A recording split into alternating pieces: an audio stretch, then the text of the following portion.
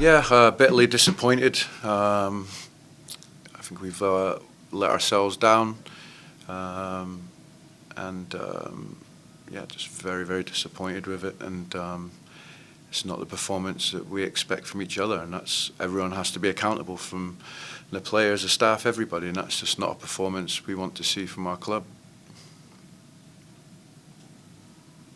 We'll start with Brendan Clone, Denver Post. Hey Chris, thanks for the time. No problem, Brendan. So, this is the fourth time this season that a team has put at least three past Colorado before halftime. And tonight, obviously, it was four. I guess, can you explain why teams are able to do that at times? And when there is this kind of cycle, how do the guys try and break it? Because it's happened consistently and throughout this season. Yeah, I mean, it's something, how we start games, our approach to it is something we've addressed. We've tried to take ownership of it. We've tried to discuss it with the players.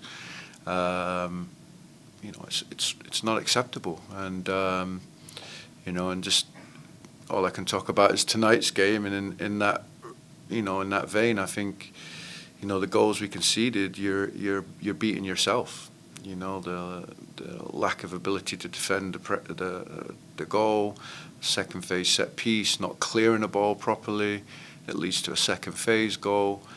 Those are just things that you can't do in any game, let alone an away game against a good Houston team. So it's really, really, really disappointing. It's not like these haven't been things that we've talked about and addressed, which is the most disappointing thing.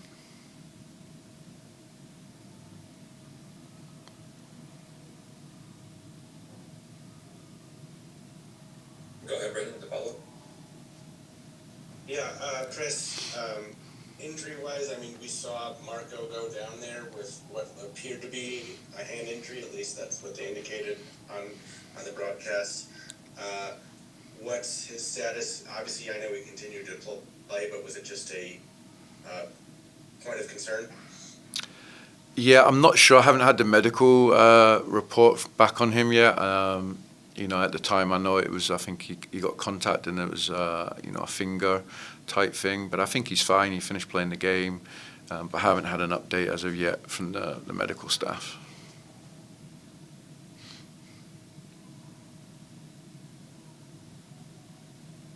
You go on, Brendan. Gotcha.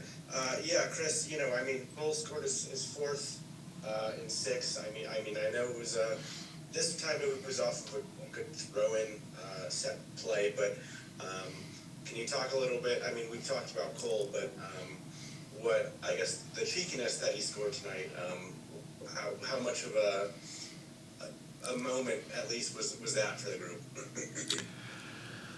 Yeah, I mean, I think in the second half we played with the right intensity, we were the right kind of level of commitment, and how we should have approached phases and parts of the game in the first half. And so, that spirit and the fight they showed when they're 4-0 down, those are all positives, but there's very little positives to take if you're 4-0 down. We should never put ourselves in that position to begin with. But again, and I've talked about this before, and it sounds like a bit of a broken record, but credit to the players. They kept going, they kept fighting, they kept showing a togetherness, and Cole epitomises that. And for all his work, he was rewarded with a goal. I think he took the goal well, and we created chances in the second half there to get other goals. But again, we just dig ourselves too big of a hole.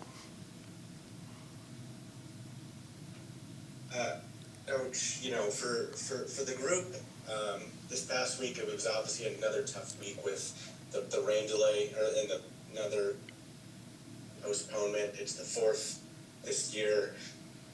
Does it impact, when you've had so many, I mean, does that impact the mindset at all, knowing, okay, it's another one rescheduled, it's almost kind of dragging out the season versus when you thought you were going to play versus when you'll play again. Now you have to play on the international break. How does that impact things? Yeah, I don't. I think that if we start to say, oh, the weather and a delay and things, that's an excuse, and that's taken away from the mentality of how we want to approach a game and a role game and winning. So it happened. We can't control it. Our mentality can't be affected by that, and we've got to get the mentality that when we're away from home, we've got to be hard to beat. We've got to be tough to play against.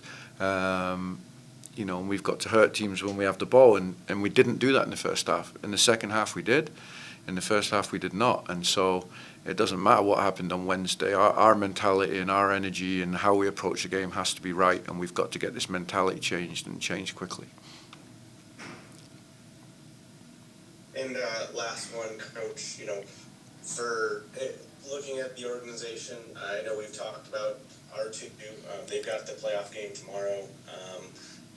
For the guys that are younger on the first team that are obviously friends with the R2 guys and vice versa, what's the mood inside the locker room, considering the overall state of the club for them? How excited are they for the R2 guys tomorrow, and what do you think about it? Yeah, I'm very excited for him. I think obviously playing in the stadium, we're hoping to get a good crowd.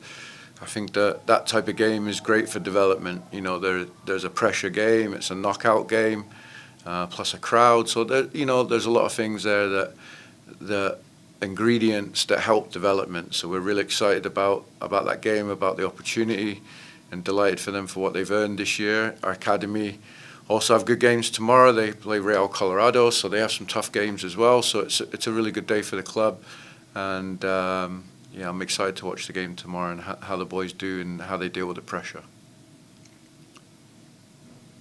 Go to Sydney, come.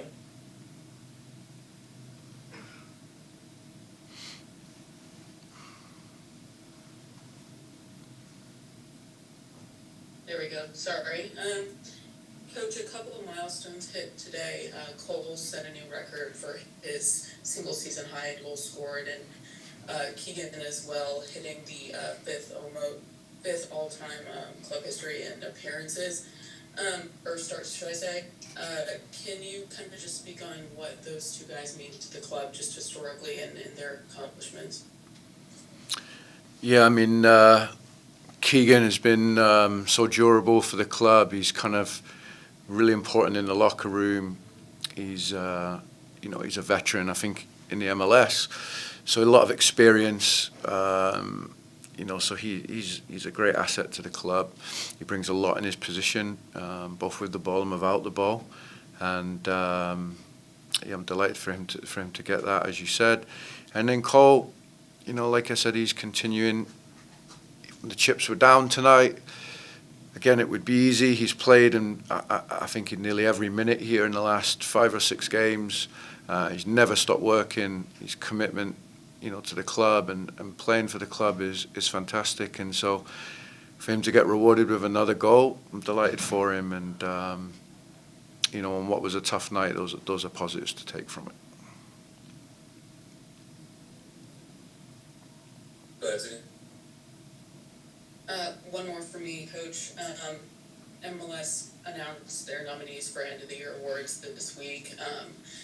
Connor Ronan noticeably absent from the newcomers, and given his just contributions this year with assists climbing the ranks in the all-time for the club in that category, what can you say about just how vital he's been for the team's performance this season?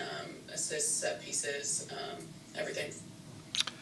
Yeah, I think Connor's one of those players. He kind of quietly goes under the radar and does a really good job. For his first season in the league, we think he's done really well. He embodies a lot of the values and the character we're looking for in Rapids players. He works tirelessly. He's committed. He puts the team first. But then he has real quality, and the number of assists he's got, his set-piece delivery has been fantastic. His range of passing, his ability to break a line, to change the attack, So Connor's been a real bright spot for us in midfield, and like I said, he's kind of quietly gone about his job, and he's had a good season for us.